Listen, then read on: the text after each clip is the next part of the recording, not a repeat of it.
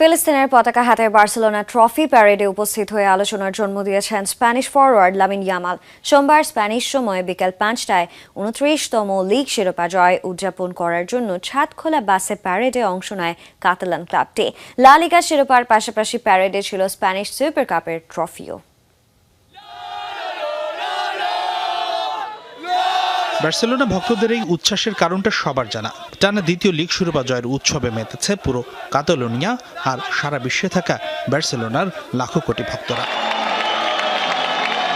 সেই আনন্দের মাত্রাটা আরও বাড়িয়ে দিয়েছে বার্সেলোনার ট্রফি প্যারেড। চিরপ্রতিদ্বন্দ্বী রিয়াল মাদ্রিদকে ঘরের মাঠে ২-০ গোলে হারিয়ে ২৯তম লিগ শিরোপাটা নিশ্চিত করার পর সরাসরি ক্যাম্প নুতে হাজির হয় বার্সেলোনার ফুটবলাররা।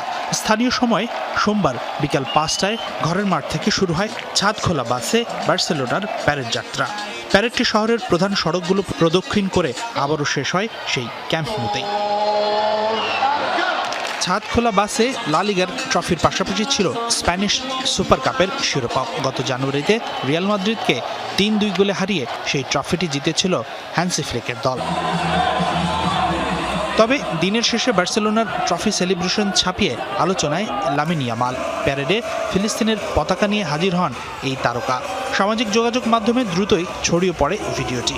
স্প্যানিশ এই তরুণের কর্মকাণ্ডে উপস্থিত দর্শকের একাংশের মাঝে ব্যাপক উচ্ছ্বাসের সৃষ্টি হয়। ২০২৩ সাল থেকেই ফিলিস্তিনে ইসরায়েলি আগ্রাসনের বিক্ষোভের একটি প্রধান কেন্দ্রে পরিণত হয়েছে বার্সেলোনা শহরটি। হাসানুর রহমান, যমুনা স্পোর্টস।